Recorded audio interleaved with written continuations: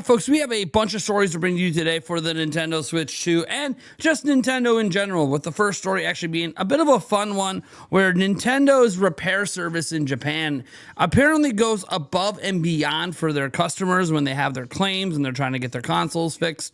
That's actually really good news. Kind of a, hey, they're going places that people aren't expecting, covering things that they say they don't cover, and that, to me, is amazing. Beyond all of that, we have some updated sales data out of Japan from the Famitsu stuff. We have stuff coming for new game announcements. We have stuff coming leaked out there about a brand new game supposedly coming to Switch 2 next year, and just a whole lot more. I'm really excited for today's news. It is Freaky Friday, everyone. So how's it going? Before we dive in, I want to remind you we are giving away 3 copies of Final Fantasy VII Remake Intergrade for Switch 2. You can enter through the link down in the pinned comment or the description.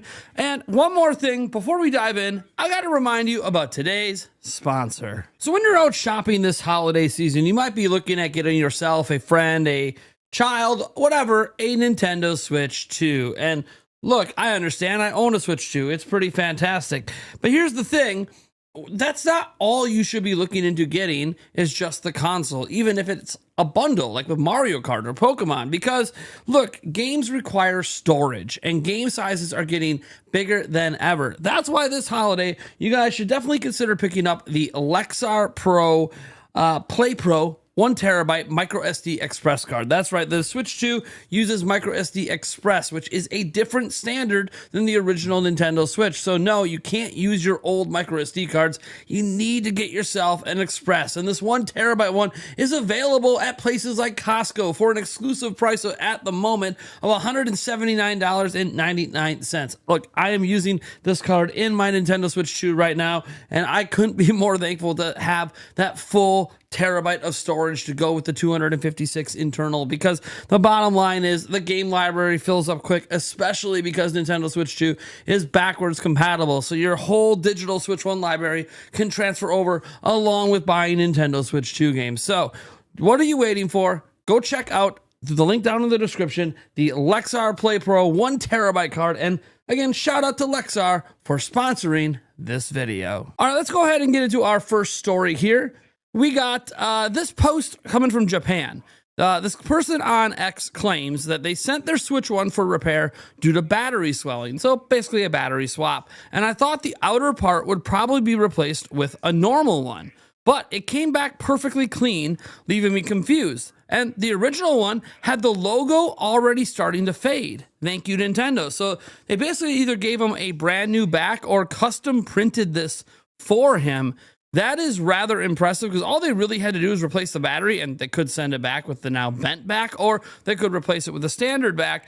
That is not what Nintendo of Japan's repair service chose to do. And we come down here and we're seeing lots of stories like this. You know, Nintendo's repairs are so meticulous. It's hilarious. Logo playback or a new technique. I've heard multiple examples, not just once or twice, of Nintendo Repair returning the device with Mario and Pokemon stickers that the child had stuck on, reattached in their exact original positions. So I think restoring the logo would be a piece of cake. That's kind of a thing. Yo, Nintendo, I got a sure quality plus peace of mind you can feel secure about compared to accident repairs. As expected, Nintendo is truly divine. It's expensive though, but it is worth releasing. It's one of those like, hey, the system's expensive, but they do the repair services right. Nintendo is God. I just need the stock price to rise a bit more. Can you make the logos as many times as you want, as long as the stamp mark is left? So yeah, it's pretty great that Nintendo went above and beyond here.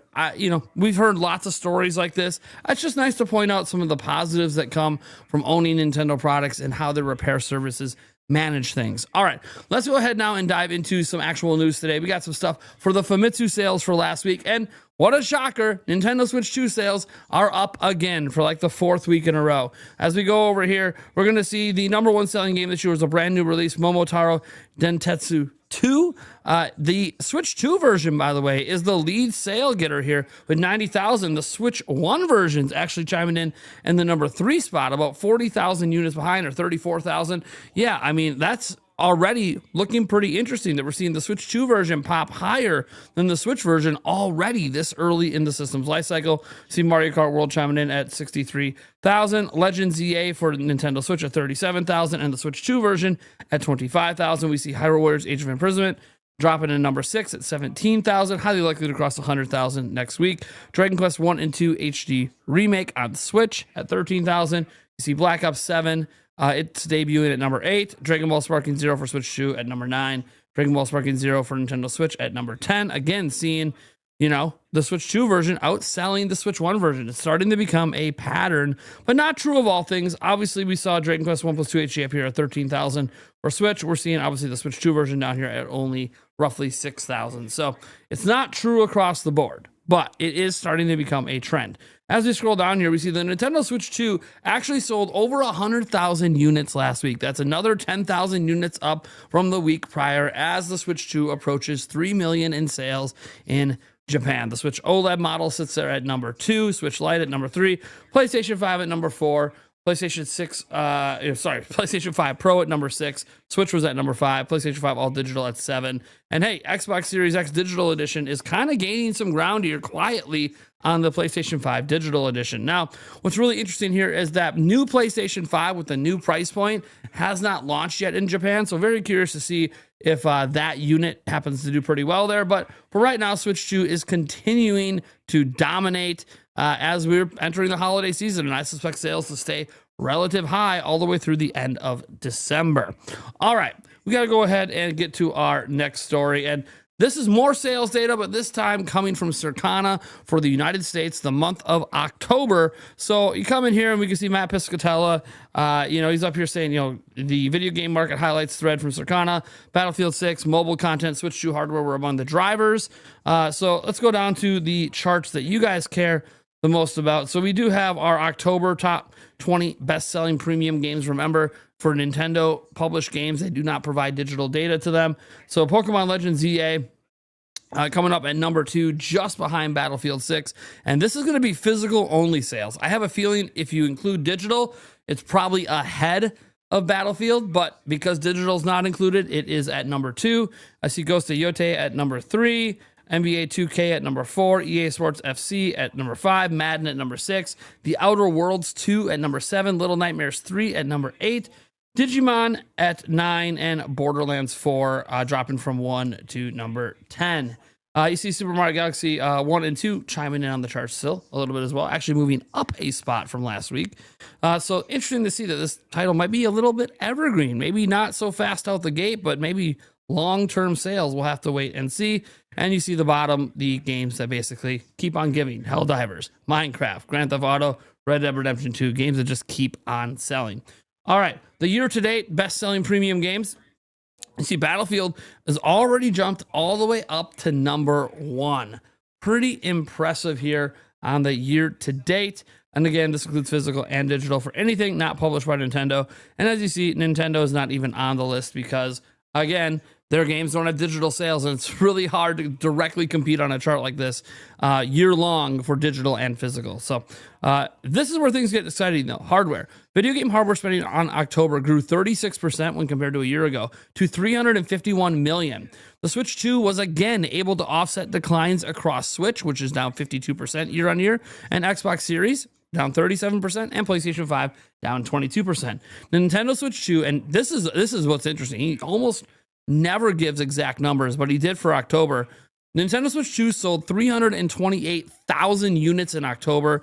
It is 68% ahead of the sales pace set by the original Switch and 3% ahead of the previous record holder for fastest selling system ever in PlayStation 4. So it's still 3% ahead of that. We haven't even got to November and December where it's going to see a big boost in sales and likely further that gap at least for a little while. Is it going to fall behind PlayStation 4 someday?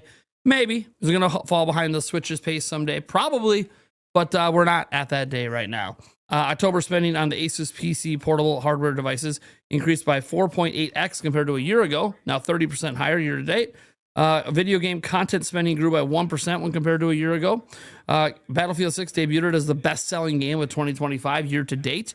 Battlefield 6 is very well received, by the way. EA actually hit a home run believe it or not, EA's been, not necessarily hitting home runs lately. And here we go. They pulled it off of Battlefield 6. So yeah, lots of stuff on Battlefield 6 there. Pokemon Legends EA ranked second overall during October and was the month's best-selling game on Nintendo platforms. It launched as 2025's best-selling physical game year to date. That's the big thing there, is physical game year to date. It debuted as the best-selling, but of course, you include digital sales. Obviously, it's not even in the top 20 for the whole year because, again, digital sales make up a huge part of the market. And it's on Nintendo for not providing that data, so we can't really get mad at Circana for not having it. It's just glad that they denote that, hey, it is the number one physical selling game, but, digital outpaces physical in most territories.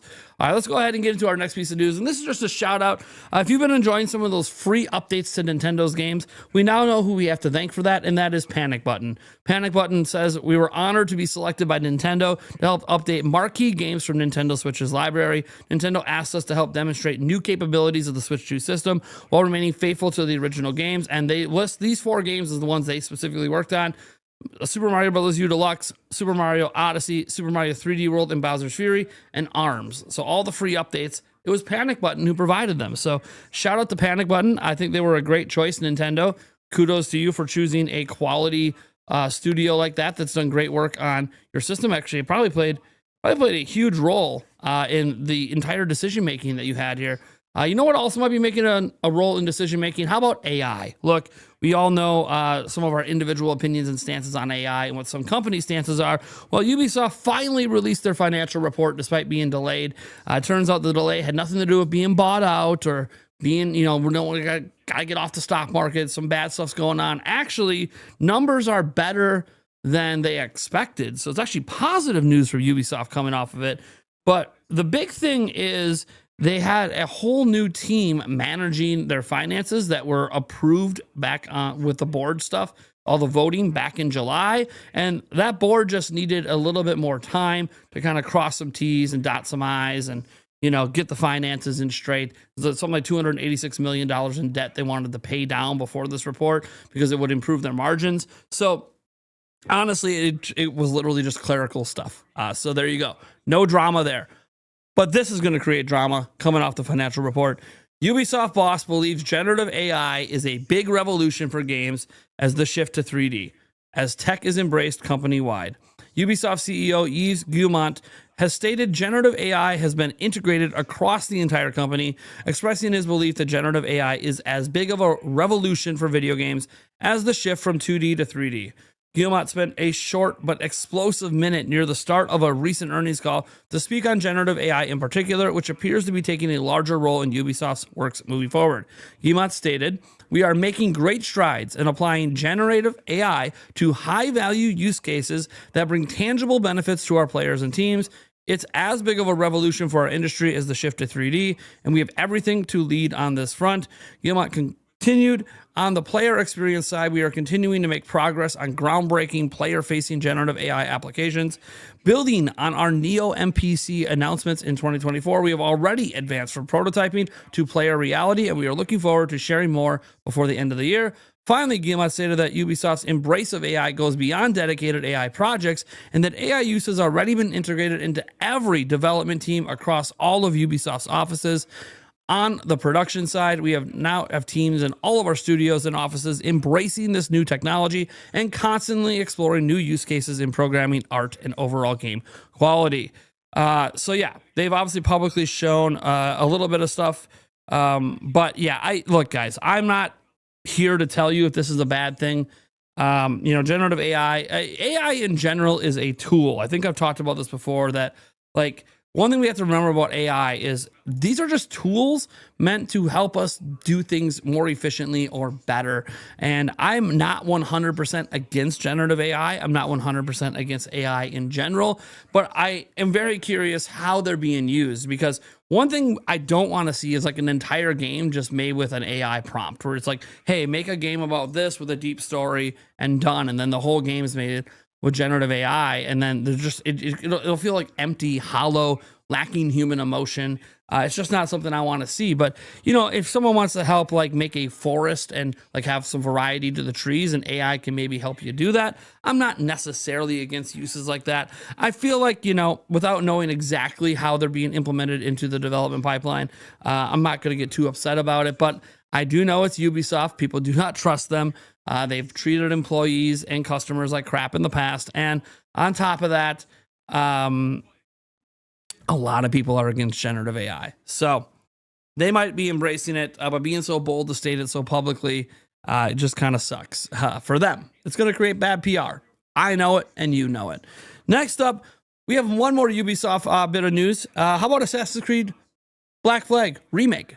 Rumors about this have been swirling for a while. We have some insider gaming posts here saying exclusive Assassin's Creed Black Flag Remake is set to launch before March 31st. So the Black Flag Remake is one of the most talked about games within the Ubisoft machine, but until now hasn't been formally acknowledged by the company. However, insider gaming has covered the game extensively over the past 18 months and has now learned it is set to launch before March 31st, 2026. This exclusive news comes as Ubisoft publishes the delayed financial update.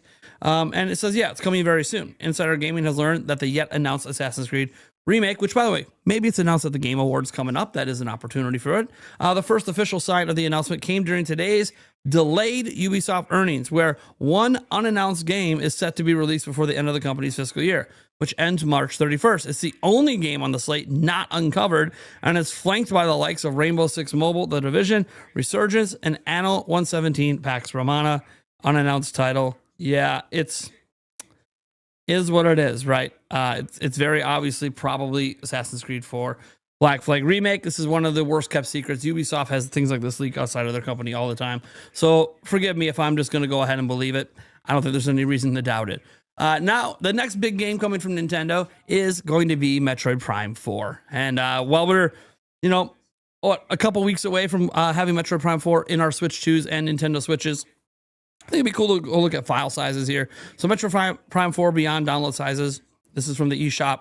For Switch 1, it's 28.939 gigabytes, and for Switch 2, it's 31.623. This is probably due to higher quality textures and stuff like that being in the Switch 2 version, leading to a slight increase in size. So there you go. That makes it, I think, is that the largest like Nintendo internally made game?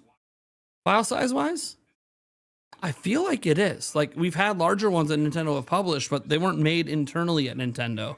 So I think Metroid Prime 4 might be setting a size record for Nintendo, for better or worse. Next up, we have to talk about game sizes one more time, this time for the Switch 2 version of Final Fantasy VII Remake Integrate, which, hey, we're giving away, so you guys might want to know.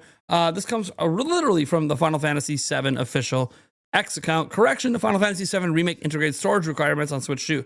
The standard edition is 90 gigabytes to 95 gigabytes. Limited early purchase edition and limited early purchase digital deluxe editions are 93.8 to 99 gigabytes. The My Nintendo pages will be updated shortly. Just a nice reminder that if you own a Switch 2 and you plan to participate in third-party games, you're going to want to buy micro SD cards and micro SD Express. And hey, that's why we have the sponsor we do in Lexar with the 1 terabyte Play Pro. Cannot suggest this enough. I've been using this since day one of Switch 2. Before they even sponsored me, I bought myself one. So I just wanted to throw out there that, hey, there's a reason we take on sponsors like this, because, hey, if you want to play third-party games, you're going to need stuff like this. So sure to check that out down in the description. All right, let's go ahead and check out our next story. And this is just a kind of an interesting one. We talked about Kirby Air Rider reviews already, but Kirby Air Rider's reviews have actually gone up. It's now at a 79 when it was at a 78 before. That makes it an 18-point rise over Kirby Air Ride. I just think this is fun to note. It's obviously significantly higher rated than the original release. And if you get rid of that one really bad 40 score, possibly we're looking at an 80. And it might crawl its way up to an 80, which I think is really impressive for the kind of game it is and how misunderstood the controls can be. So, yeah, shout out to Masahiro Sakurai making his dream version of Kirby Air Riders, which, by the way, they did announce as well that there's going to be a year, so 1 year of events. So, you know how there's like events in Mario Kart, events in Smash. There's going to be events in this game as well, and they're going to be a full year of events, so they already have them mapped out, planned out. You don't have to spend any extra money to participate. All right. Next up, we have our final story that also deals with Kirby Air Riders. And this one's just kind of a funny one. No, I don't think anyone's going to be surprised at what Nintendo's doing here. Some people might call Nintendo the no fun company when you see stories like this, but I think it's obviously obvious why they're doing something about it. Nintendo starts removing player-made Bikini Chef Kirby Air Riders designs as they top the in-game marketplace. If you didn't know, you could custom your own designs and sell them, quote unquote, sell them for in-game currency on a marketplace in Kirby Air Riders. Naturally, people are making inappropriate designs. Here's one of them. One bikini design is currently the most expensive item in the machine marketplace by far. Look at the price on what they're charging for that. Oh my God, with the wire coming off. Oh man. Anyways, the game's Chef Kawasaki character was originally the subject of a meme in Japan, which started in 2020 when a piece of fan art showing him in a small bikini started to be shared online. Now, as spotted by Automation, players have started creating their own Bikini Chef Kawasaki designs in the My Machines mode in the Kirby Air Riders. My Machines mode lets players collect various stickers and other designs, then apply them to the game machines. The ability to scale, resize, and rotate these assets means that with some ingenuity, it's possible to create a wider range of designs than the selection suggests. Players can then upload their machine designs to the machine marketplace as an online directory where other players can then buy the designs using coins earned in races. There are no microtransactions, so you can't spend money for these coins. Each time a design sells, its price goes up slightly, meaning the more popular designs become the increasingly more expensive. As soon as the game was released, one player uploaded a design, which takes the game's standard star-shaped warp machine and turns it into Chef Kawasaki wearing a micro bikini. The user was Sotaki397 noted the design's price had started rising quickly, writing the micro bikini Kawasaki machine pattern in Air Riders market. Everyone thinks it gets pulled so soon, so the price is climbing fast. Pretty funny, pretty steep for the first morning, huh? And then deleted. I'll never forgive Nintendo, right? Get so bad because they deleted the design. Here's another design as well. Like, oh my gosh, it's so funny. I don't think anyone is like surprised at Nintendo removing it. You could argue it's no fun Nintendo. I think there's really no harm here, but I get that they're like a family-friendly company and they don't think this is very family-friendly. I don't know. If you live in like a tropical place or like California or Florida, dude, just go walk anywhere near the beaches and you're going to see stuff like this all the time, including children seeing it. So I'm not so sure that it needed to be censored to that degree, but it's whatever. No one, I think, is really surprised that Nintendo does not want this association. It is kind of funny that the deeper down we go, we see the marketplace here with another version of it. This one not quite as risque. So we'll see if Nintendo, because this one covers a bit more, what if Nintendo will leave it alone? Yeah, it is funny. I think the whole thing is hilarious. I don't think anyone should be surprised, but it is. I don't know. I guess people, want to call Nintendo the no fun club. I guess I understand. All right, guys. Thank you so much for tuning in. I am Nathaniel Relvajans from Nintendo Prime. It's been a hell of a video. Really excited about all the things to come. Hope you're excited as well. We got our live stream tonight. Hope to see you guys there. Otherwise, peace out, everyone. Catch you in the next video.